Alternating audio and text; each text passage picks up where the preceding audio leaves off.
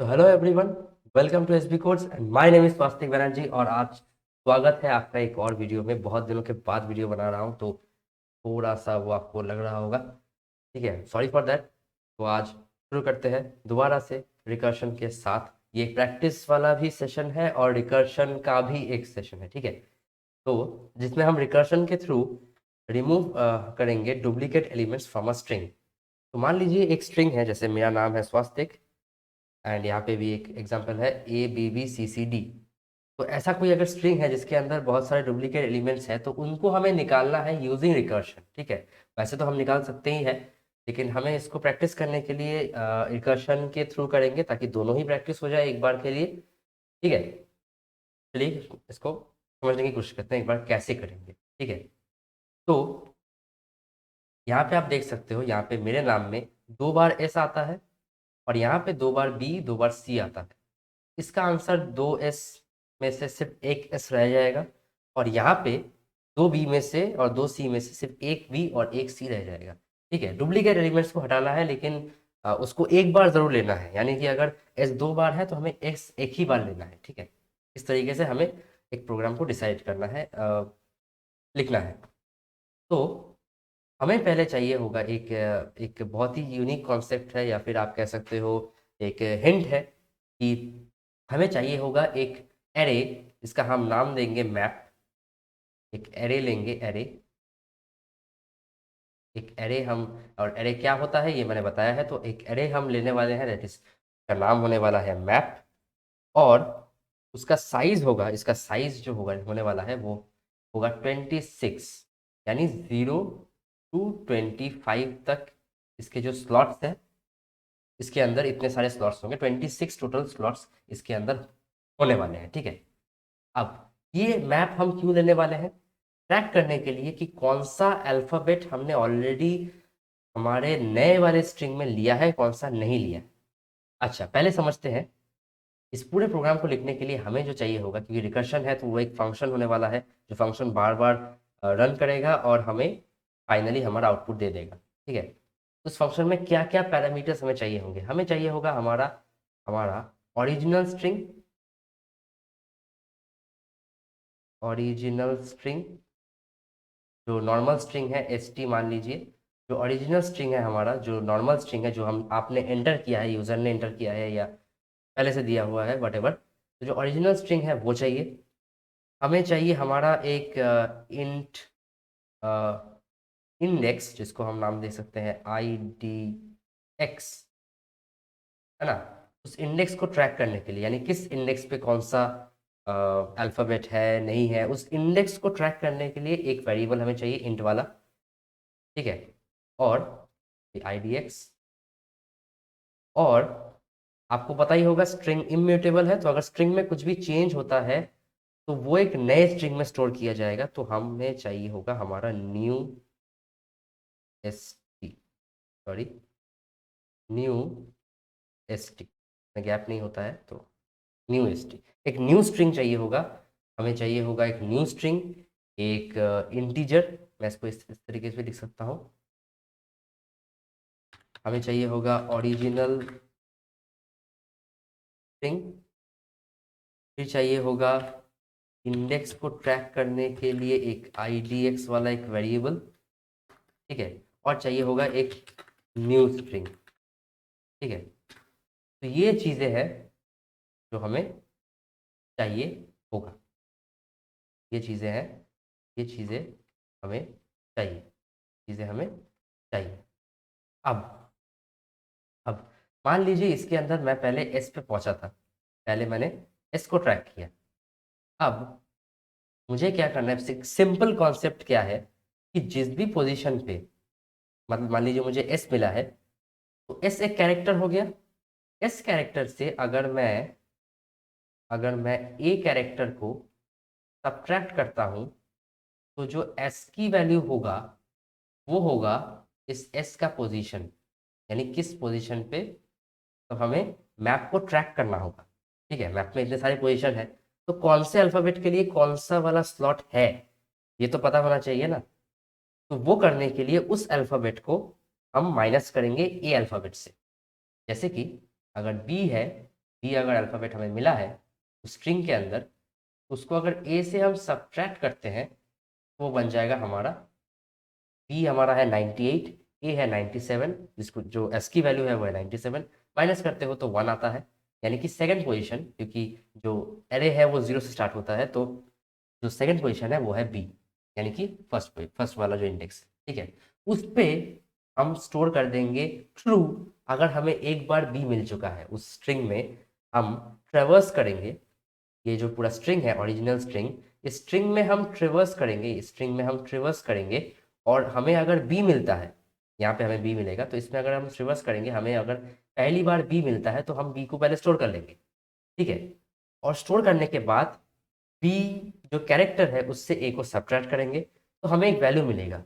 उस वैल्यू के पोजीशन में, ये वैल्यू जो मिला है मैप के उस पोजीशन पे हम ट्रू स्टोर कर देंगे, क्योंकि ये बुलियन मैप होने वाला है, बुलियन डेटा टाइप का मैप होने वाला है, यानी कि एरे होने वाला है, तो उसके अंदर हम ट्रू स्टोर कर देंगे।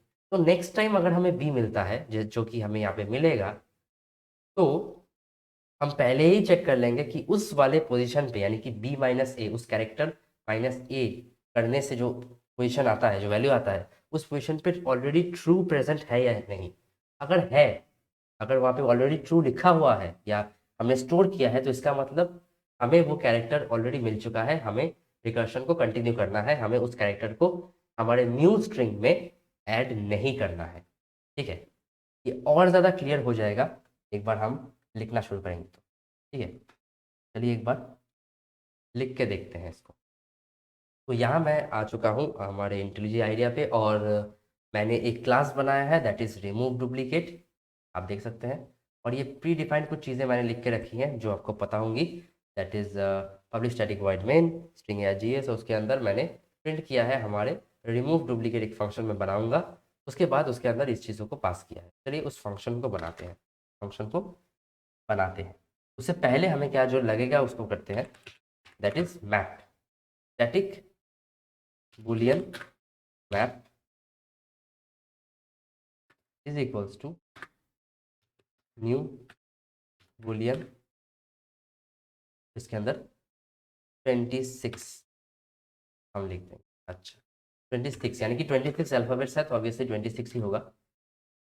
अच्छा स्टैटिक स्ट्रिंग रिमूव डुप्लीकेट के अंदर हमने बताया था हमें चाहिए हमारा original string that is st, एक इंट वेरिएबल idx, और एक स्ट्रिंग न्यू, एक स्ट्रिंग चाहिए होगा दैट इज st, ठीक है। हाँ तो हो गया। अब क्या है, अब हमें पहले हमारा बेस केस क्या होगा, हमारा बेस केस क्या होगा चलिए देखते हैं। मैंने क्या कहा था कि हमें हमारे पास एक इंडेक्स होगा, इंडेक्स को ट्रैक करने के लिए, तो शुरुआत में इंडेक्स क्या होगा, शुरुआत में इंडेक्स 0 होगा, है ना, क्योंकि हमेशा एरे और स्ट्रिंग का जो इंडेक्स है वो 0 से ही शुरू होता है, ठीक है। तो शुरुआत में हम इंडेक्स को एज 0 पास करेंगे, लेकिन जब हम ट्रिवर्स करेंगे तो ऑब्वियसली जो हमारा इंडेक्स है वो एक एक करके बढ़ता जाएगा। कब तक बढ़ेगा, जब तक इसका जो लेंथ है उसके इक्वल नहीं हो जाता, ठीक है।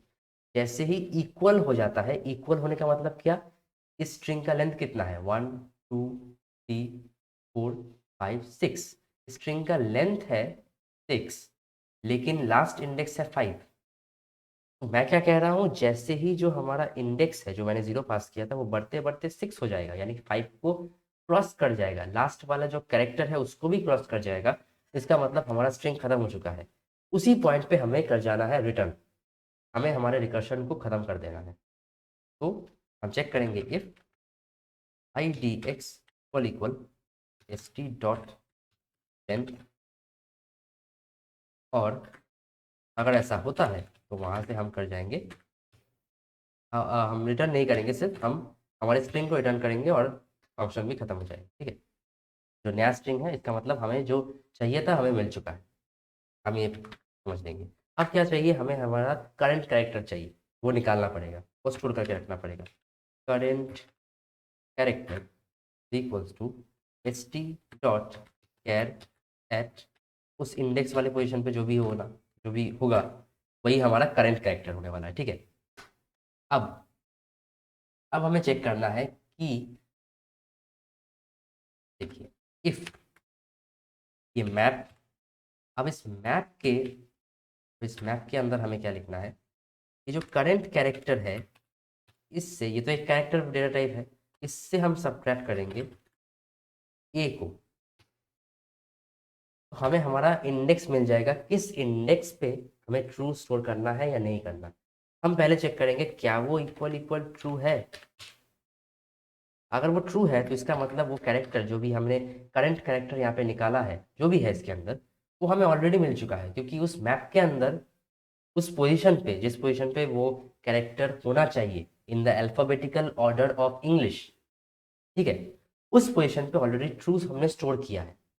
इस कंडीशन का मतलब वो है, अगर ये कंडीशन सेटिस्फाई होता है तो इसका मतलब वो कैरेक्टर हमें ऑलरेडी मिल चुका है। तो अब हमें हमें उस कैरेक्टर को स्टोर करने की ज़रूरत नहीं है हमारे नए वाले स्ट्रिंग में, क्योंकि रिमूव करना है हमें डुप्लीकेट एलिमेंट को, तो हमें वो एलिमेंट ऑलरेडी मिल चुका है, हम ये समझ लेंगे।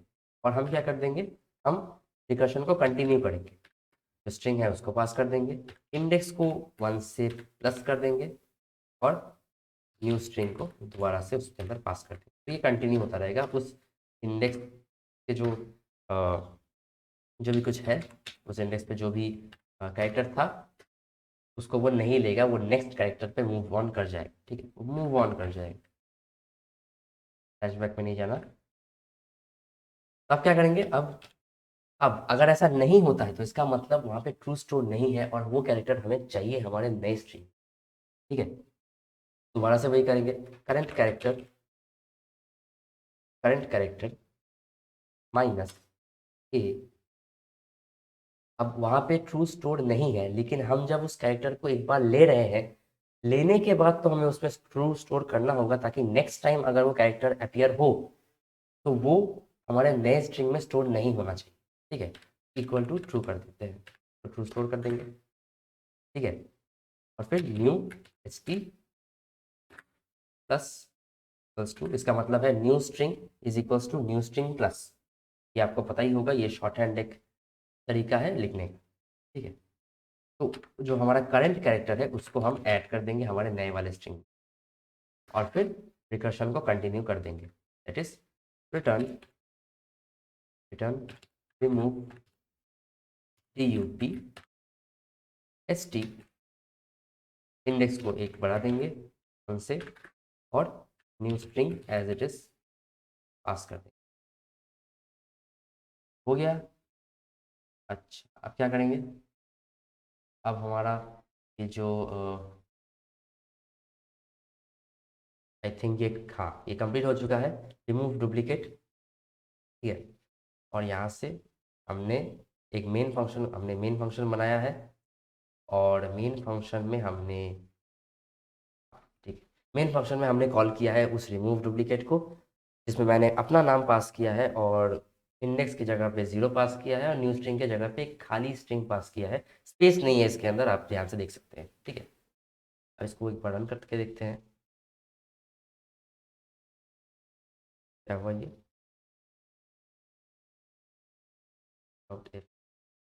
अच्छा अच्छा,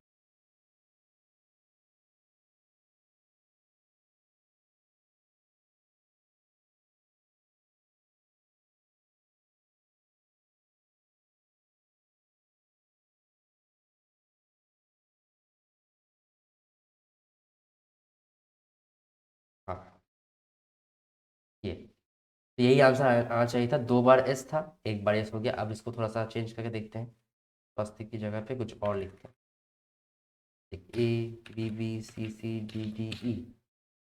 अब क्या करेंगे, अब इसको दोबारा से रन करते हैं, और आ चुका है हमारा A B C D E.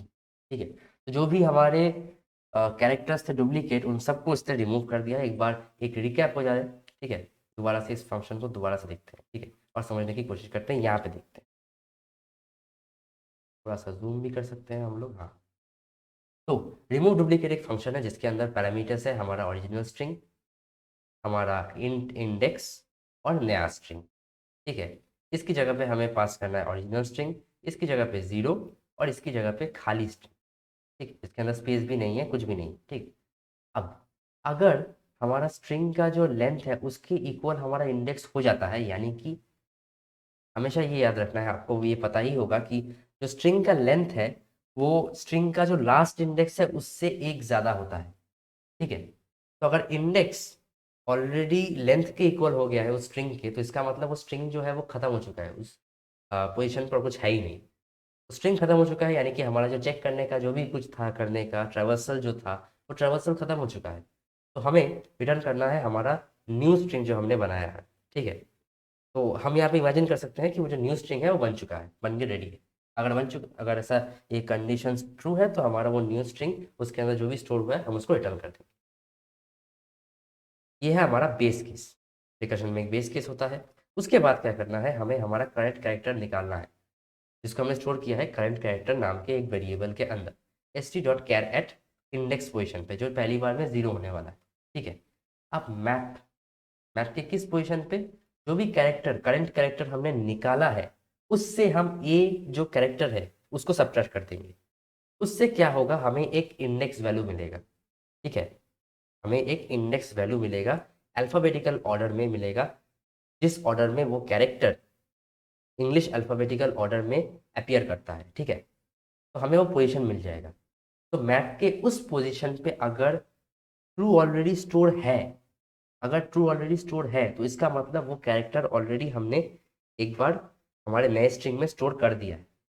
तो अब हमें वो कैरेक्टर दोबारा नहीं चाहिए, हमें बस इस फंक्शन को दोबारा से कॉल करना है और रिटर्न कर देना है इस फंक्शन को। हमें जो रिकर्शन है वो कंटिन्यू करना है, ट्रेवर्सल कंटिन्यू करना है बिना उस कैरेक्टर को स्टोर किए। ठीक है, तो हमने एस टी पास कर दिया है, इंडेक्स को एक बढ़ा दिया है और न्यू स्ट्रिंग को एज इट इज पास कर दिया है। ठीक है, अगर ये ट्रू नहीं होता है तो हम एल्स पार्ट पे जाएंगे। एल्स पार्ट पे जाने का मतलब है कि वो जो कैरेक्टर है हमने एक बार भी नहीं लिया है, तो हमें एक बार लेना पड़ेगा। ठीक है, तो हमने यहाँ पे एक बार लिया, new string plus equals to character, मतलब उस न्यू स्ट्रिंग के अंदर वो कैरेक्टर स्टोर हो जाए। ठीक है, और मैप के अंदर हमने क्या किया, सेम उसी पोजीशन पे हमने बस ट्रू को स्टोर किया, मतलब ट्रू वैल्यू को असाइन कर दिया है, क्योंकि वो बुलियन डेटा टाइप का है तो उसके अंदर हमने ट्रू को स्टोर कर दिया है। ठीक है, क्योंकि इसका मतलब ये इंडिकेट करता है कि वो जो अल्फ़ाबेट है वो हमें ऑलरेडी एक बार मिल चुका है, तो इसलिए हमने वहाँ पे पॉइंट कर दिया है ताकि पता चले कि हाँ मुझे वो कैरेक्टर एक बार मिल चुका है, ताकि नेक्स्ट टाइम मैं उसे स्टोर ना करूँ। ठीक है, और दोबारा से हमने इस फंक्शन को कॉल किया है और ट्रेवर्सल को कंटिन्यू किया है। ठीक है, जो खत्म होगा इस बेस केस पे। तो आई होप ये जो पूरा का पूरा जो ट्रेवर्सल था और ये जो लॉजिक था ये आपको समझ में आया होगा। अगर आया है तो प्लीज़ कमेंट में बताना, और अगर नहीं आया है तो फिर भी बताना, मैं कोशिश करूँगा दोबारा से बताने की, आई थिंक। और ऐसे ही ऐसे और वीडियोस में लेकर के आने वाला हूँ, तो please subscribe the channel. And जब तक नया वीडियो नहीं आ जाता तब तक के लिए गुड नाइट, शब्बा खैर, टाटा बाय बाय।